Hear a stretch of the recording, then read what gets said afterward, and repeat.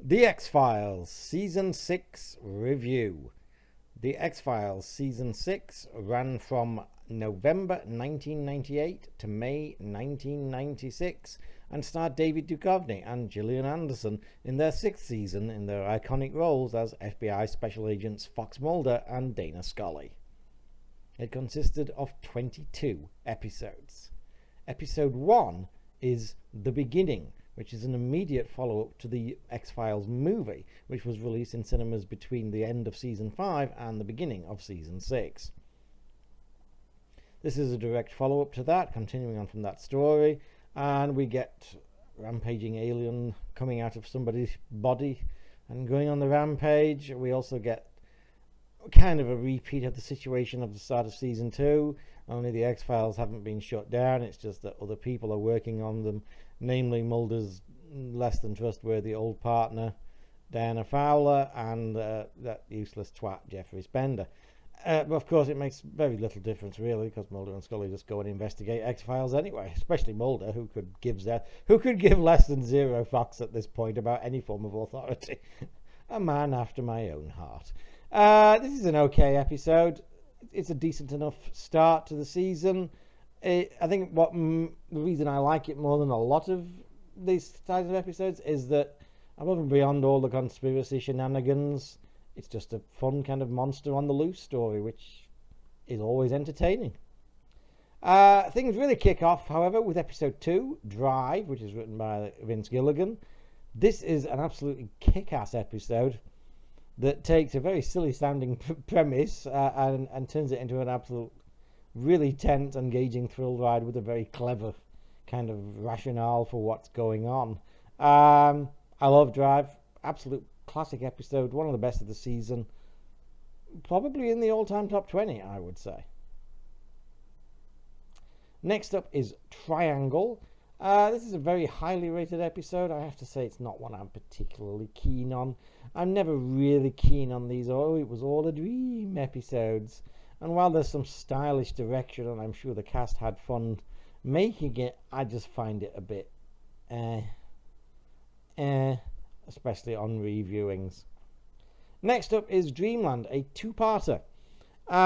This is a very unusual two-parter. It's probably the most unusual two-parter in the entirety of the show, because while it's about kind of UFOs, it's completely removed from the usual conspiracy or any ongoing storylines, and is essentially a standalone two-parter. But above and beyond that, it's also a comedy, which is a very much a departure for any kind of two-part X-Files.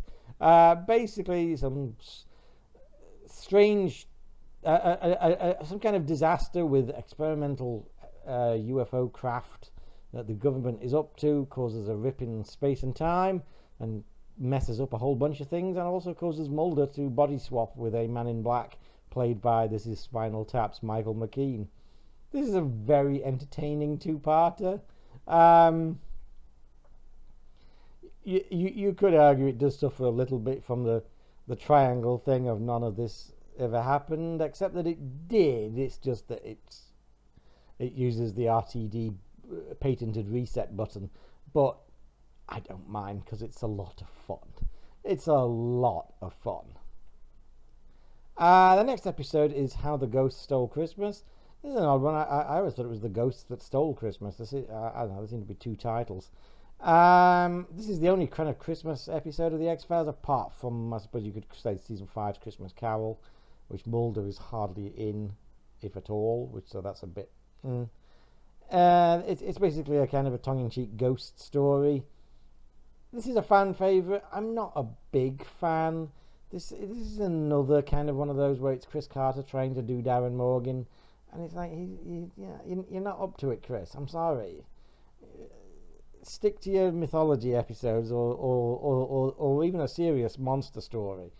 You just haven't got that Darren Morgan touch. Let Vince Gilligan do those kinds of episodes in his absence. This is okay, but I'm not a big fan. Next up is Terms of Endearment, which is kind of a slightly tongue-in-cheek, but with a serious side. It's basically about a demon who's trying to have kids with human women, and it never quite goes well, and then he ends up kind of aborting the fetuses himself because he doesn't want to have demon kids, and he also doesn't want, to be exposed himself. It's got Bruce Campbell in it as the demon. It's a fun episode, not one of my absolute favourites, but pretty fun. The next episode is another very light-hearted episode, which is The Rain King, which is about a guy who claims he can control the weather in this town. Again, this is okay, but even as far as this season goes, which has been very light-hearted so far, this is really light-hearted.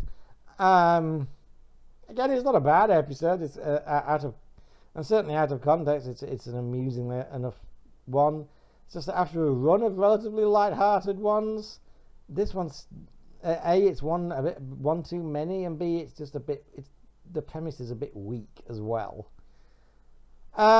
Next up is SR819, and things start getting serious again. This is basically DOA for the X-Files.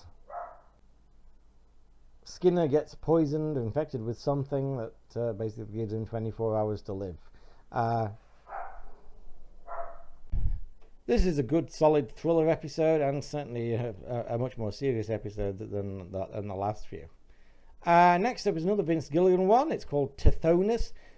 It's got Jeffrey Lewis in it and as the main guest star. It's about this old crime scene photographer who this detective suspects is a serial killer, because he always seems to be at the scene of death pretty much the moment it happens.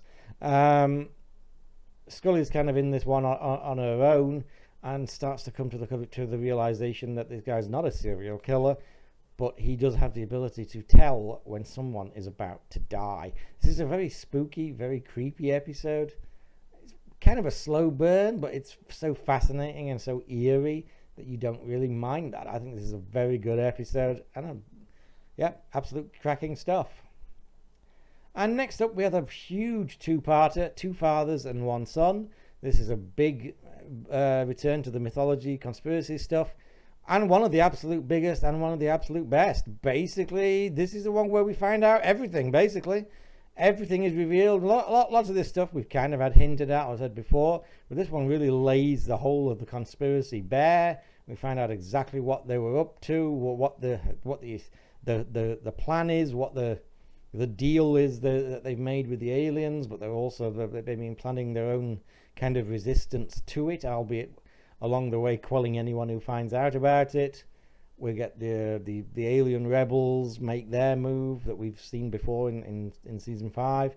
This is an epic two-parter that manages to make everything we've seen so far make sense and reach a kind of a climax, or at least a major turning point, with, spoilers, pretty much the annihilation of the conspiracy, except for Cancer Man, who manages to sneak off before everyone gets massacred.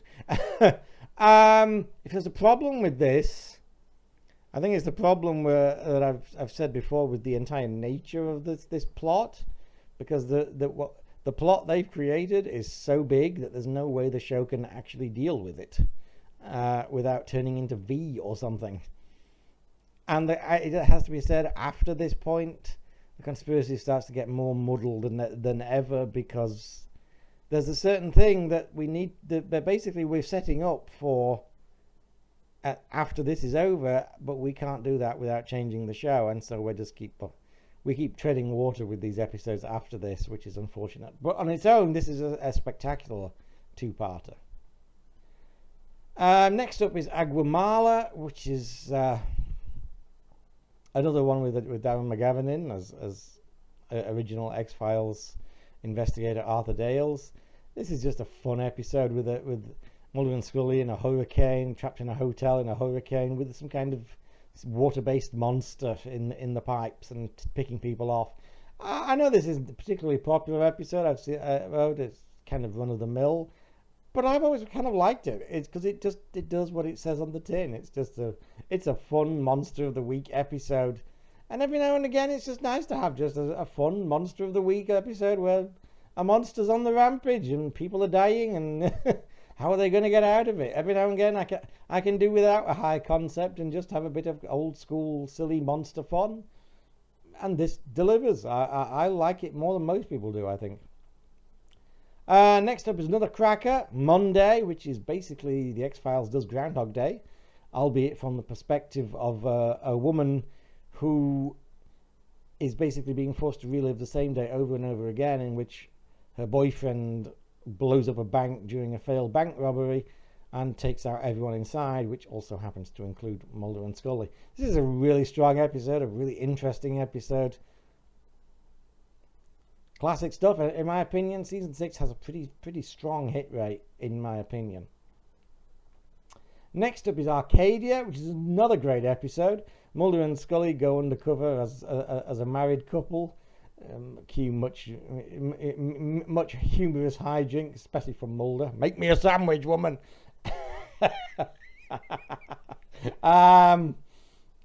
In this community where people keep going missing and there seems to be some kind of conspiracy going on.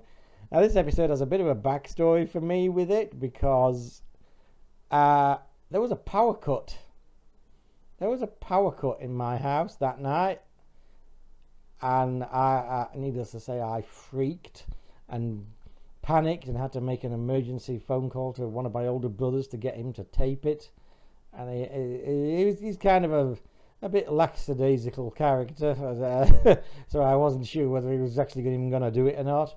Fortunately, he did. It took a few days to get hold of the tape and finally see it. And loved the episode, probably even more as a result of that trauma. Look, I know it doesn't sound like much these days, but back in the day, if you missed it, you were fucked, dude. I mean, we were still a few years away even from DVD releases. And all that got released on VHS in the 90s of the X-Files were the bloody mythology ones. So if you missed one of the regular ones, that's it, you were screwed. Fortunately, I managed to get it. And it's a great episode. Next up is Alpha, which is a sort of a weird sort of, I don't know, sort of werewolf, not really episode. It's got Andrew Robinson, Scorpio from Dirty Harry, and Garak from DS9, of course. This is an okayish episode. There's a vaguely season 1-esque feel to it, which is not a bad thing, but it's not it's not one of the highlights of the season. But again, I wouldn't call it a turkey either, so it's not bad. Again, this is a solid hit rate for this season.